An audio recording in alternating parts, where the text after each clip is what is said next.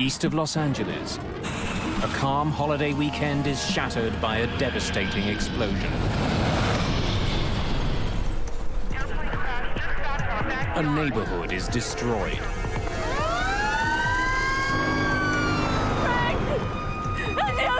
I turned and saw my house totally on fire. All the houses behind me were all on fire. Where are they? Where are they? Fiery wreckage is strewn for blocks. Investigators must discover why this airliner crashed and find a way to stop it from ever happening again. Mayday, Mayday.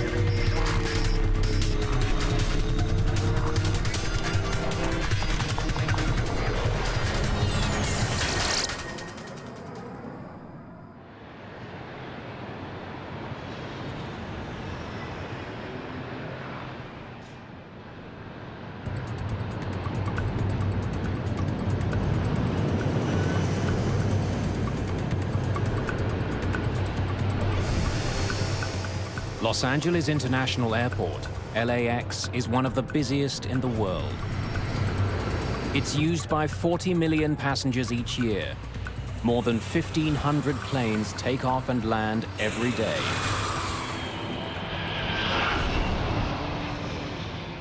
It's August the 31st, 1986, Labor Day weekend.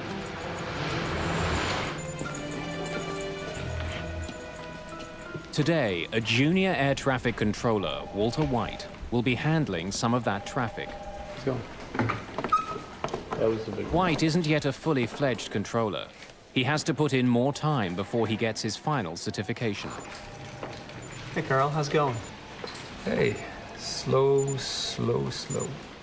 It was a long weekend, and it was a beautiful day in Los Angeles. It was absolutely clear outside, which we call Chamber of Commerce type day. You want to take a break? Have a cigarette? I can sit in for you. That was my normal assigned shift, and Walter came in and asked me if I wanted a break, wanted to go smoke a cigarette, and I said, sure. All right. Traffic was light, it wasn't very busy, it was Sunday morning. Well, certainly, any controller is looking to get seasoning, if you will. 3 months, 4 months, that's a pretty new controller. Los Angeles Approach, good morning. I mean, it wasn't my turn for a break. Walter wanted to work the sector. As I remember correctly, he wanted to work it for some proficiency time. He hadn't worked it in a while. East Hill 60, can you see the runway 25 left? Roger, LA Approach. Thank you. Reduce speed to 200, then descend and maintain 6,000. 200, descend and maintain 6,000. Thank you. Have a nice day. Several hundred kilometers to the south, passengers are boarding an Aeromexico DC-9.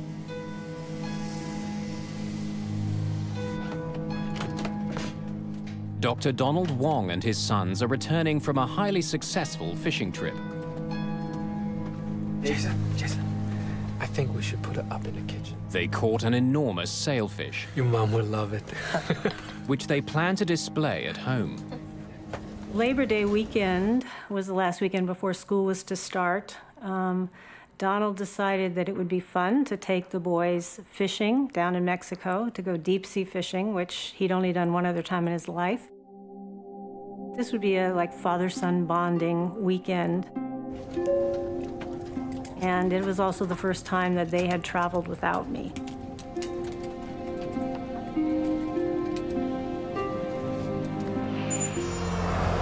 Just east of LA, the suburban city of Cerritos wakes up slowly. In the 1970s, this bustling community had been one of the fastest growing in Los Angeles County.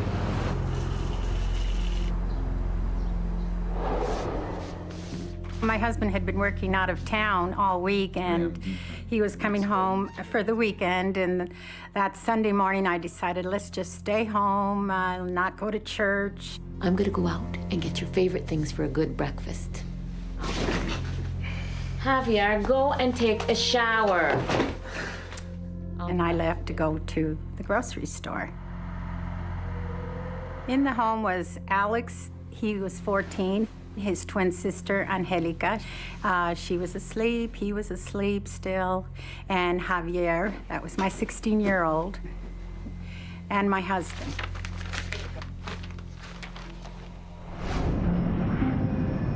As Estrada leaves on her errand, Aeromexico Flight 498 is just 20 minutes from LA.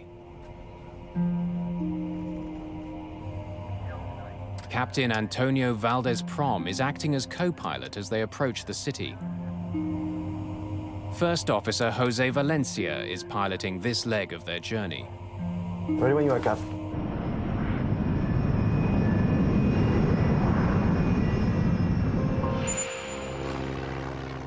About 22 kilometers south of LAX sits the Torrance Airport.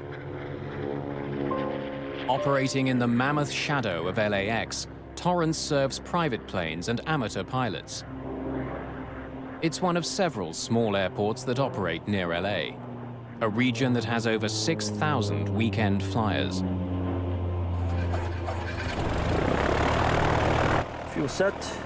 At the end of a busy summer, William Kramer, his daughter Caroline, and wife Kathleen are finally taking to the skies. Piper 4891. All clear for takeoff. Good morning, Piper 4891. This is Torrance Tower. You're clear for takeoff from runway 5. They're heading to Big Bear Lake, Rolling tower. about 200 kilometers northeast. A meticulous man, William Kramer is an executive for an engineering company. 6 years ago, at the age of 47, Kramer bought his first airplane, a stylish and swift Piper Cherokee.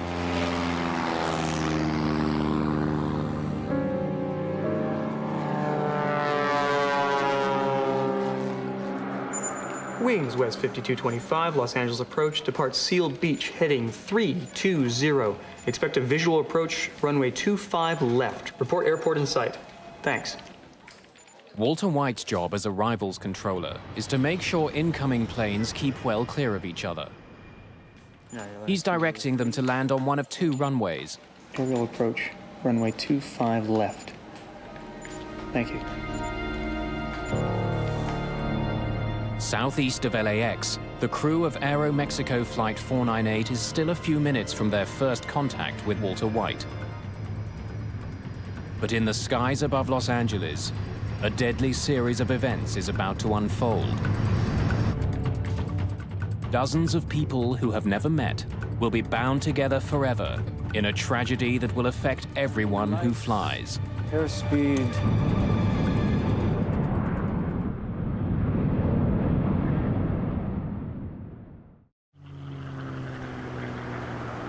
August the 31st, 1986, Labor Day weekend.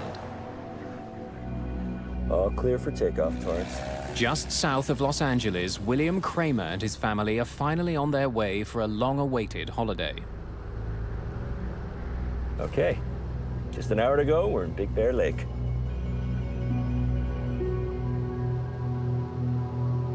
They're reporting visibility of 14 miles today. Pretty good. As the Torrance Airport recedes behind him, Kramer begins climbing to 3,000 meters on his way northeast to Big Bear Lake.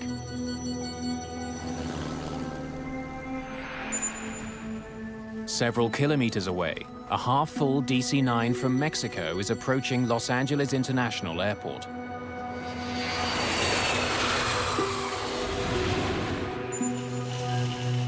Less than 2,000 meters below them, Teresa Estrada is driving home with the groceries for a holiday breakfast.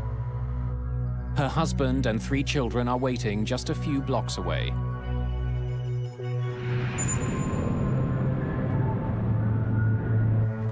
That's it.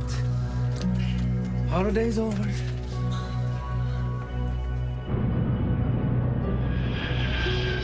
PSA 1765, 12 plus, 1 mile southbound. It's not a busy morning, and one by one, arrivals controller Walter White guides his planes in safely. Report airport in sight. At 11:47 a.m., he gets his first call from Aeromexico Flight 498. Los Angeles approach, good morning. This is Aeromexico 498. Aeromexico 498, Los Angeles approach, 25 left, final approach course. Do you have information? Aeromexico Flight 498 is now officially inside what's known as the Terminal Control Area, or TCA. Sometimes referred to as the birdcage, the TCA is a complex piece of three-dimensional airspace around the airport. It's restricted airspace that's normally found around heavily congested airports or hub airports where the traffic density is extremely high and you need to control the access into and out of that airspace. Aeromexico 498, traffic 10 o'clock, 1 mile northbound, altitude unknown. Roger, 498. Aeromexico 498, reduce speed to 190, then descend and maintain 6,000. As the Aeromexico plane descends, William Kramer and his family continue climbing.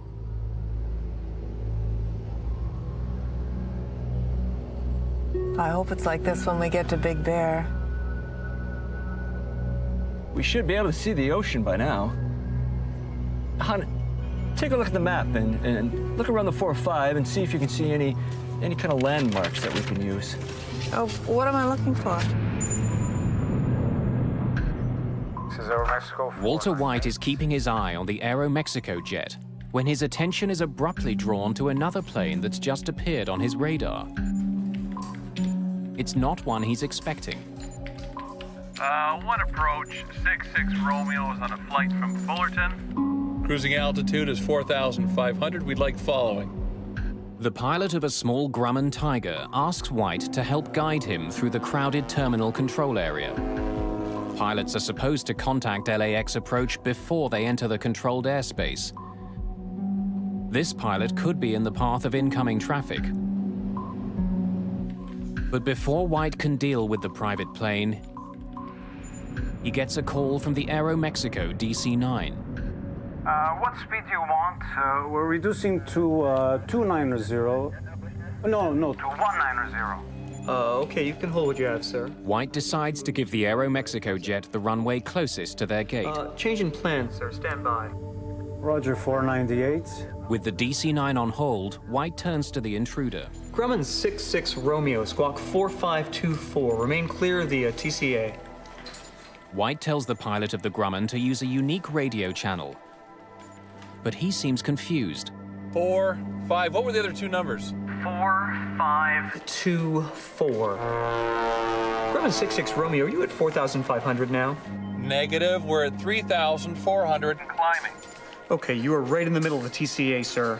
Grumman 66 Romeo, I suggest in future you look at your TCA chart. You just had an aircraft pass right off your left above you at 5,000. And we run a lot of jets right through there at 3,500. Well, what do you suggest I do now? As the crew of Aeromexico Flight 498 continue to close in on the airport, Landing lights. their DC-9 is rocked by a violent shudder. Bugs, altimeter bugs. What was that? Aeromexico 498, Los Angeles approach. First Officer Valencia tries desperately to control their dive.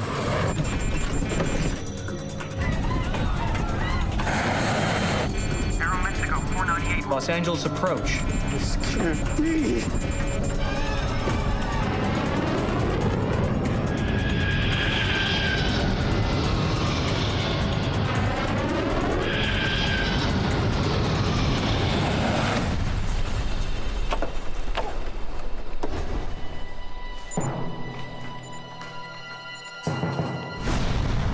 I saw a huge explosion, just the red, vibrant colors of a fire, just huge explosion, like the way a bomb might hit the ground. White is getting no response from the Aeromexico jet. Aeromexico 498, Los Angeles approach. And now he can't find it on his radar screen. I'm sitting there talking with the two departure controllers and not really thinking. And I hear Walter say something like, I think I lost one. Aeromexico 498, Los Angeles approach. That immediately got everybody's attention. So I looked at the radars and could hear him calling Aeromexico 498. Called him several times on the radio. Where was Aeromexico? At this point, we weren't absolutely sure what had happened. White calls to an incoming jet for help. American 333 Heavy. I want you to take a look around at 11 o'clock. I just lost contact with a DC-9. Let me know if you see anything down there, please. 11 o'clock, 5 miles. What altitude? He was last assigned 6. He's no longer on my radar scope, American 333 Heavy. Okay, I see a very large smoke screen off on the left side of the aircraft, about 11 o'clock.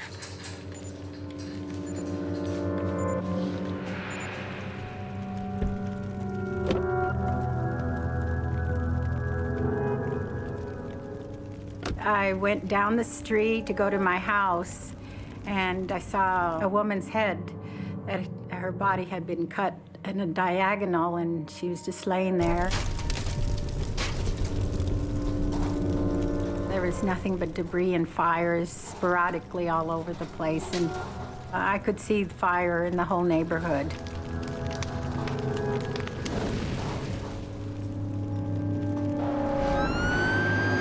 Nearby, an engine from a local fire station had been on a training exercise led by Fire Captain Larry Hambleton. All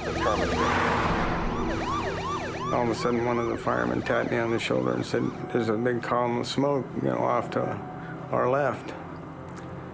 So I picked up the mic and made a guess at the address. Responding to a large fire north of 91 north of Terminator. They came back and said, "Well, we've got a report of an airliner down."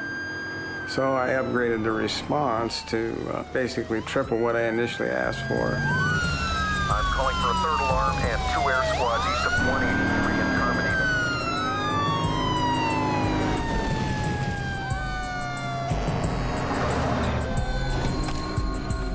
As we approached, I realized that in addition to the aircraft parts in the street, there were people, body parts, which changed the complexion of the whole thing.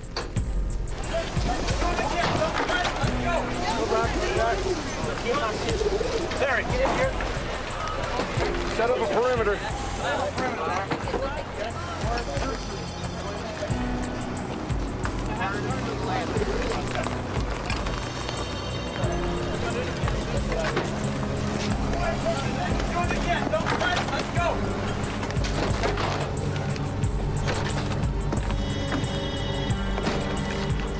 Hello? Hello? Can anybody hear me?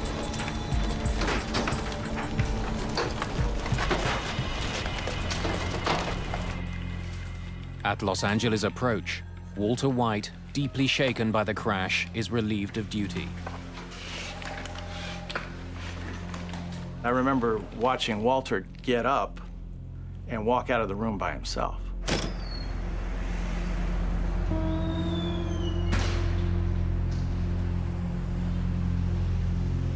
And, something inside of me was just, saying, this is not right, this is not right. Somebody's got to go with him. Tony, he can't go out alone.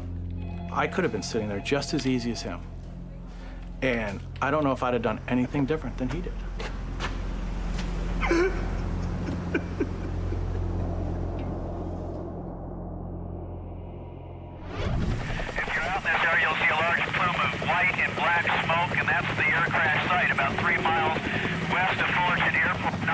Helicopter news crews are quickly on the scene. Using for medevacing.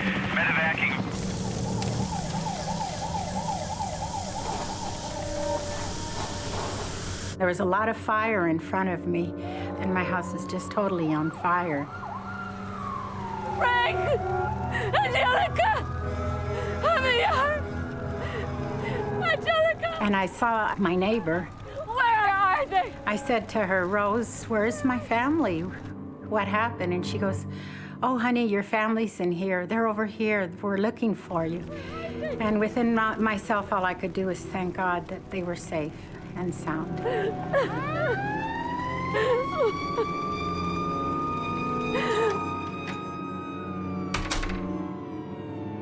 She took me into her home, and I saw Alex. Alex? Alex! What happened? Where's Angelica? Where's Angelica? I don't know. Where's Javier? Where's Papa? I don't know, Mom. I'm sorry. I don't know, Mom. And he started crying right away and said, "Mom, I'm sorry. I'm the only one that came out alive." And all I could do was hug him.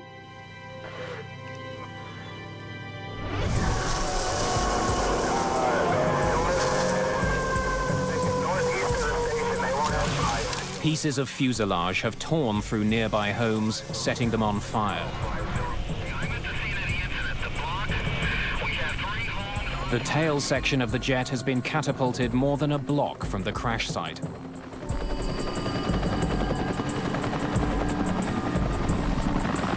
Hello? Is there anybody in here?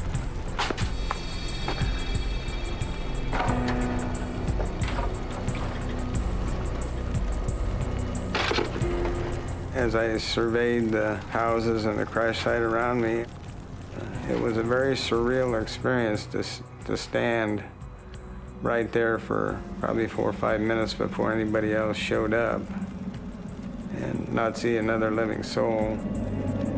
I have got wreckage all over the place. There are no survivors, just fatalities. You know, I dealt with death on 1 or 2 or 3 people in a residential fire, but never a whole airliner full of people.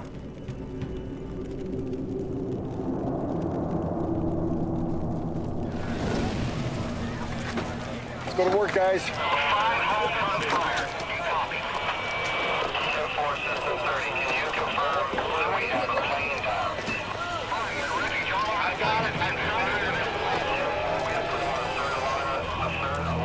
I don't think I ever saw a whole human being. I gave him the job of finding body parts and wrapping them or covering them with yellow rescue blankets. No matter where it was, ever so small or whatever, you know, a hand or a torso or a leg or whatever. That became life to us. It was treated with respect. My memory of the incident is in a muted shade of brown. It's not black and white, it's not vivid color. You know, the grass isn't green, you know, the houses don't have paint. It's all some muted brown shade. And I'm told that that's my brain's way of taking something violent and horrible and softening it a little bit so I can live with it and deal with it. This neighborhood has just been torn apart. Yellow sheets mark the bodies. I count 1, 2, 3, 4, 5, 6, 7, 8, 9, 10, 11 bodies right now. Oh, gosh. This neighborhood has just been devastated. 16 houses have been damaged, many of them completely destroyed.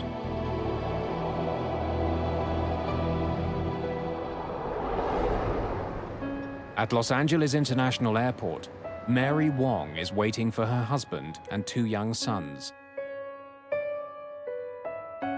I went to the airport to pick them up around noon and waited in that area outside of customs and waited and probably, you know, you're thinking customs might take a little while, but about maybe 12:20 or 12:30, I started seeing a man walk around with a pack on his back with a green cross. We were taken up to a lounge upstairs, and on the elevator up, I looked at the man and I said, "They're dead." I said, "I just know they're gone." In Cerritos, emergency workers are shocked by another grisly discovery. In the playground of a local school, they find the wreckage of a Piper Cherokee Archer. Remarkably intact, the plane's canopy is sliced off. Its 3 occupants are found still belted into their seats. William Kramer and his family are dead.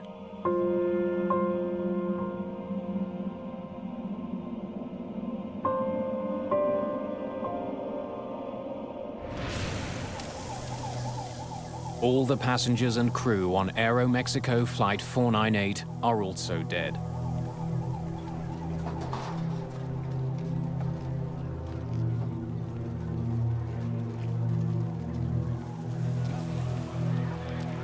In addition, 15 people on the ground have been killed. It's a horrifying situation. 2 planes have crashed into a California neighborhood. Something's gone terribly wrong in the skies above one of the busiest airports in the world. Now investigators have to find out exactly what happened. On the last day of August in 1986, a lazy Labor Day weekend is shattered by an enormous explosion.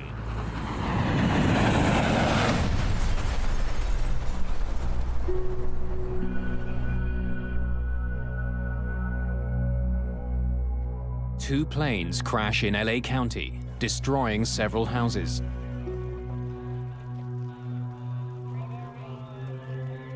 It's a grisly scene. Bodies are scattered throughout a devastated neighborhood. 82 people are dead. 15 people on the ground have been killed. Another 67 have died in the tangled wreckage of the 2 planes involved.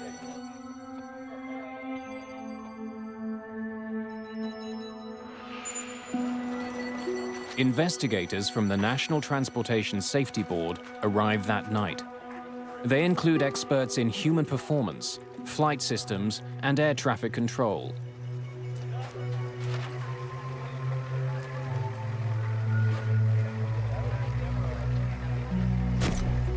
From the beginning, investigators are focused on the fact that there are 2 planes on the ground. It suggests a disturbing conclusion, that this was a mid-air collision. The idea that this had been a mid-air collision was already conveyed to us before we even launched out of Hangar 6 back when we got to word. They saw 2 wreckages coming down, and that's the way it got conveyed to us. With that idea in mind, John White and his team must painstakingly examine the wreckage. It's more of now documenting where the major pieces were, and then looking at the pieces to see if you can determine how the aircraft, at what angle the aircraft may have come together at. Propeller marks on the tail of the DC-9 and paint from the Piper Cherokee reveal how the planes crashed. It looks like the Piper collided at the tail section of the DC-9, and the horizontal stabilizer came off.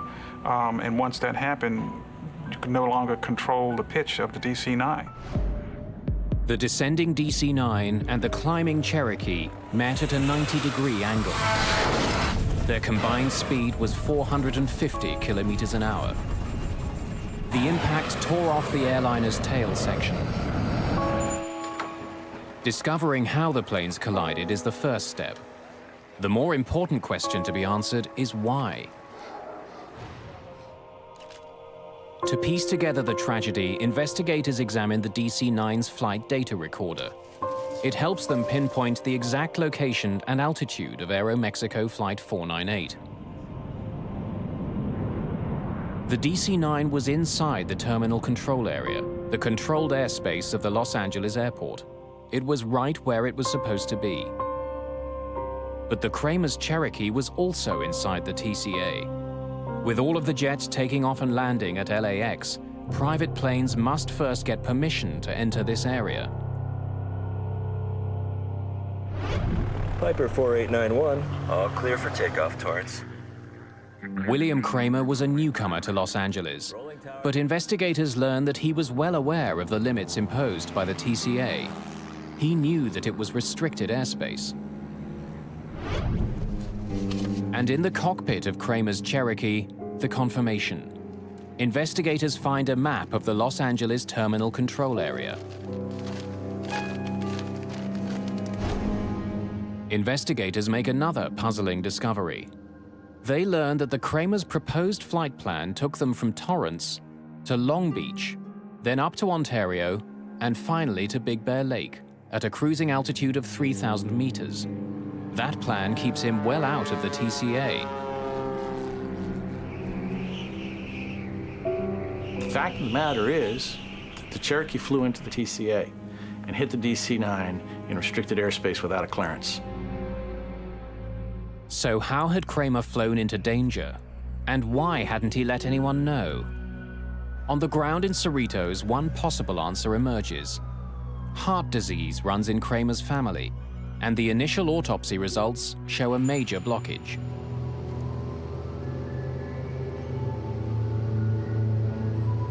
Are you all right, Bill? Yeah, I'm fine. Kramer may have suffered a heart attack on the flight, leaving the plane without a pilot.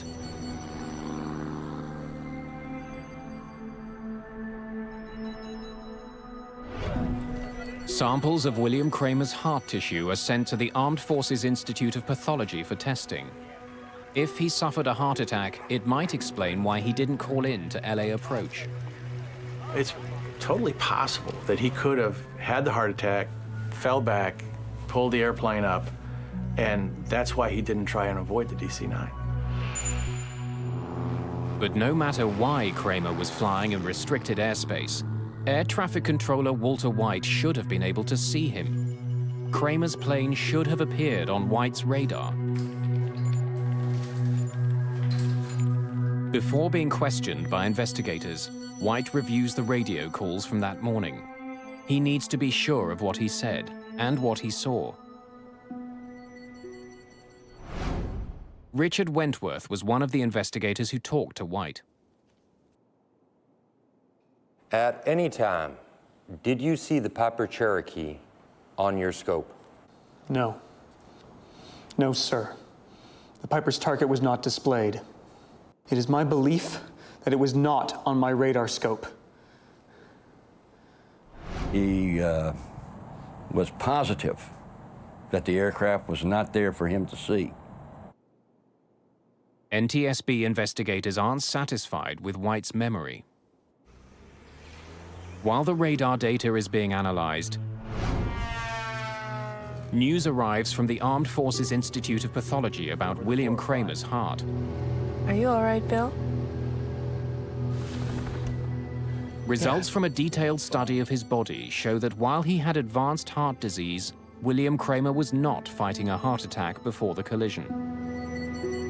Investigators must find another explanation for why the Kramer's flight went into the Los Angeles terminal control area. While he had submitted a flight plan, small planes like Kramer's Cherokee don't have sophisticated instruments. Like most private pilots, Kramer was navigating by landmarks like freeways. That meant keeping an eye both on the landscape below and the airspace around him. That's definitely the 405. Where is it again? Right there. John Andrews is an aviation expert who testified about the circumstances of the Cerritos disaster. The pilot of the Piper was navigating by visual landmarks, possibly attempting to follow parallel to a freeway, and that he had become confused about which freeway he should have been following. New to California, perhaps bewildered by the tangle of freeways below him, Kramer may have flown into the terminal control area without knowing it. There are no lines on the ground that says the TCA starts here and at this altitude. You have to look at a chart, you have to interpret that. Investigators are now confident they can explain why Kramer was inside the controlled airspace of the TCA. But when he finally gets a look at the air traffic control radar record, Richard Wentworth is convinced that Walter White should have been able to see the Piper.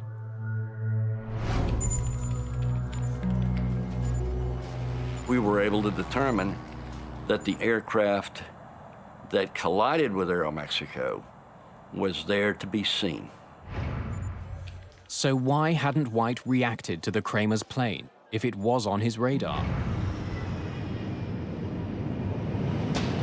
When Walter White came to work that day, the arrival station was being controlled by Carl Grundman. Hey, Carl, how's it going? Hey, slow. Grundman believes that long-standing radar problems were the reason White didn't see the Kramer's plane. I can sit in for you. Controllers have been complaining about the radars for a long time. Yours, buddy. All right, thanks a lot. Take care. We had reported problems with the radar not picking up targets several times. When radar signals strike a target, they bounce back to the receiver. But if buildings or mountains interrupt the radar, the return signal can disappear. You may lose one target. You may lose two targets. It may not be presented for one sweep. Did you see the Piper Cherokee on your scope? No, sir. But that doesn't mean that the target isn't there. A blind spot is only an instantaneous thing. It's not a continuous thing. I think I lost one. There were also holes that were just because the radar was old. It was just not as accurate as it might have been. It was not state-of-the-art equipment, that's for darn sure. There's an effect called flicker. When a computer becomes overloaded, the scope will flicker. Every now and then, targets will drop out or can drop out. We reviewed that data. We had no evidence that there were any malfunctions of any systems in Los Angeles.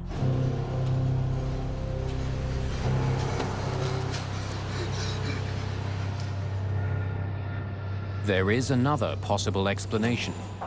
If the Cherokee had appeared on the radar, White still could have missed it. Investigators focus on the other plane in the sky that day, the Grumman Tiger. Private planes are required to contact air traffic control if they're entering the terminal control area. But the Tiger was already deep into the TCA before it radioed Walter White.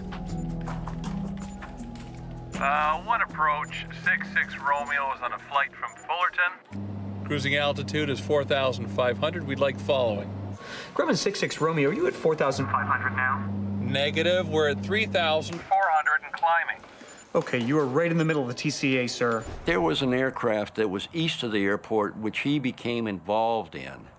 That was what they called a violator. Grumman 66 Romeo, I suggest in future you look at your TCA chart. You just had an aircraft pass. The problem with the conversation between the controller and the pilot of the Grumman is that it went on too long. Why were you so mesmerized by the Grumman? I thought he posed a risk. This occurred during a critical time at which the two aircraft to the southwest of his display, which was the Aeromexico and the Cherokee, were merging. But even if the Cherokee's signal did appear on White's radar, and even if he had seen it, investigators discover that White still would not have had all the information he needed. Radar signals only show controllers that a plane is in range.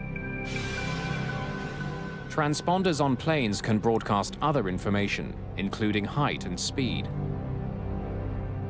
But at the site of the Cherokee wreckage, investigators discover the plane's transponder is a basic model. It only sends out information on the plane's direction. It provides no information about the plane's altitude.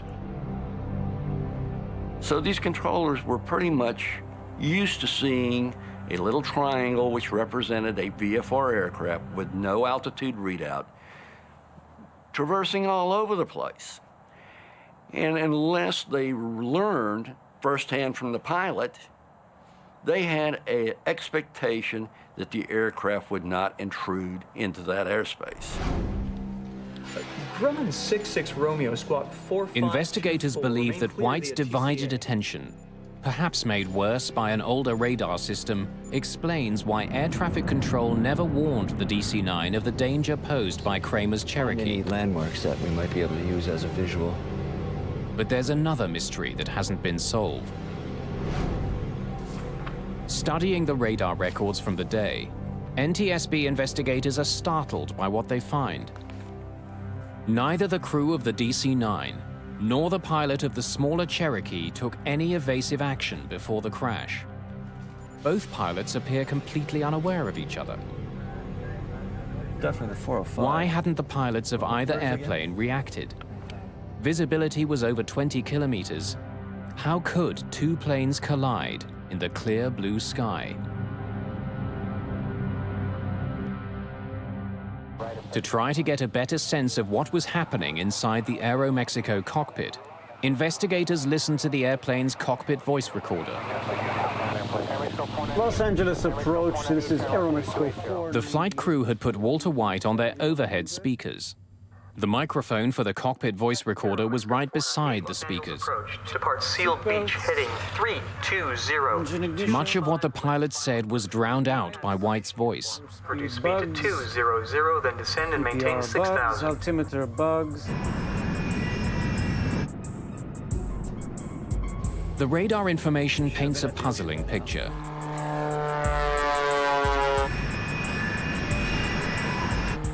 It indicates that for more than a minute, the Kramer's Cherokee was there to be seen by the Aeromexico crew. And if the Kramers had looked out of their right side window, they would also have seen the Aeromexico jet. But neither plane altered its course. Neither plane took any action to avoid the deadly collision.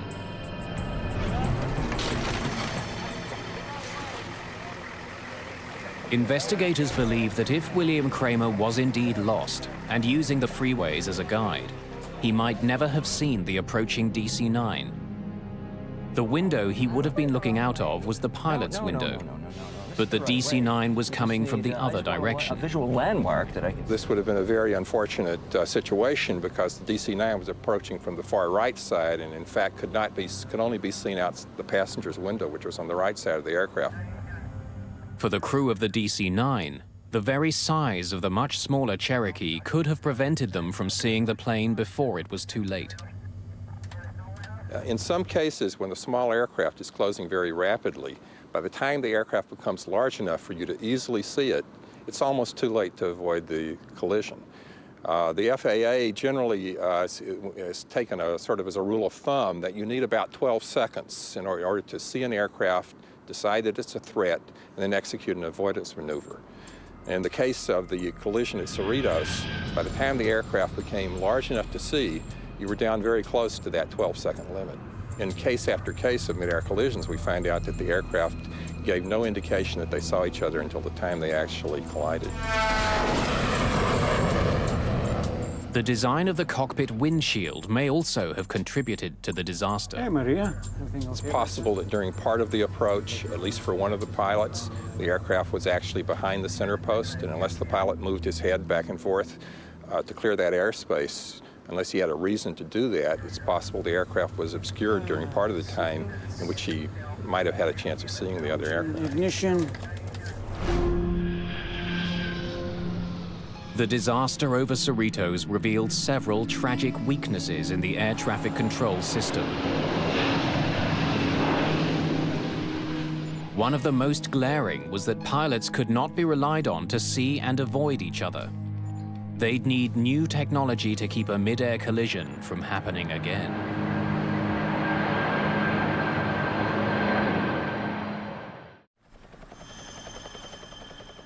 A small California neighborhood is rocked by a terrifying plane crash.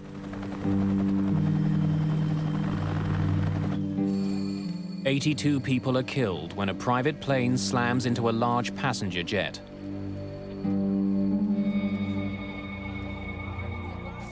The devastation is enormous. More than a dozen houses are damaged, several leveled completely. The NTSB report makes it clear that there are glaring problems across the air traffic system. And these concerns must be addressed before, inevitably, there is another mid-air disaster. The FAA, which regulates the airline industry in the United States, acted swiftly to improve safety. A new kind of transponder was required for smaller planes, the kind that might have helped air traffic controllers recognize that the private aircraft posed a danger. If you had an aircraft that flew under a controlled airspace, you would have a transponder and you would be required to have altitude encoding or reporting. That way it would be no mistake as to whether you had an intruder or not. A new system called Mode C Intruder was also developed to warn air traffic controllers. Mode C Intruder is an automated program that is now incorporated in all our major radar facilities, that if an aircraft should inadvertently intrude, the controller will now be given a visual and an oral alert, thus giving him time to provide a timely warning to the pilot. In-range check. Seatbelts, engine ignition. Even for the most diligent pilot, the old strategy of see and avoid had serious limitations. Those limitations would be addressed with the most important innovation of all. The major technological innovation that came out of the Cerritos midair was the congressional mandate that all air carrier aircraft operating within the United States would be outfitted with TCAS, Traffic Collision and Avoidance System.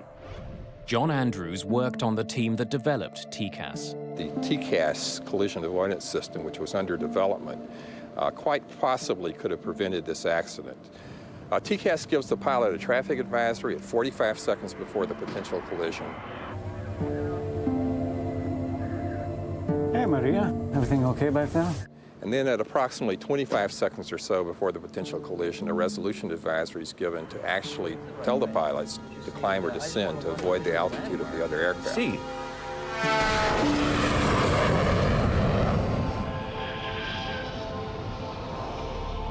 Today, commercial airlines around the world use TCAS.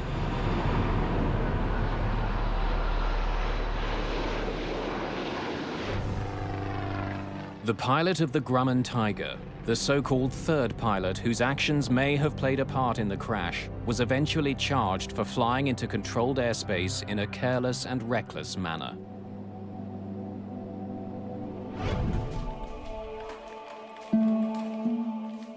For Walter White, the effect of the disaster over Cerritos could not be overcome.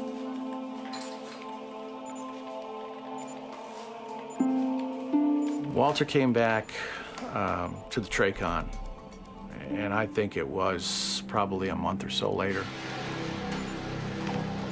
And I can't give you exactly how long he stayed there, but it wasn't very long. And he just got up and said, no, no thank you.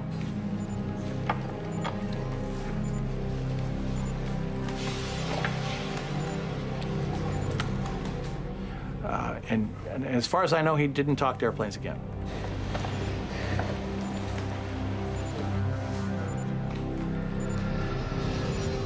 Within a year of the incident, the old radars at LAX were replaced.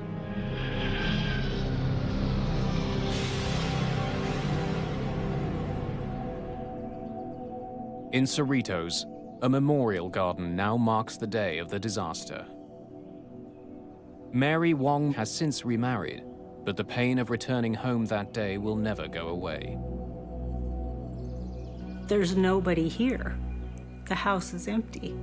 Derek was already living in an apartment in San Diego, and here I was no longer a mother, except to Derek, and I was no longer a wife. And so it shattered my whole world. Days after the disaster, Mary Wong met one of the few people who could fully understand her loss. I went to the memorial service, and it was very important to me to try to meet somebody else who had gone through this. And I knew from reading stories that Teresa had lost her husband and 2 children. And so I saw someone there who I thought was Teresa. She says, "Are you Teresa Estrada?" And I said, "Yes, I am." She says, "Well, my name is Mary Wong." And she says, I said, "I lost my husband and children also."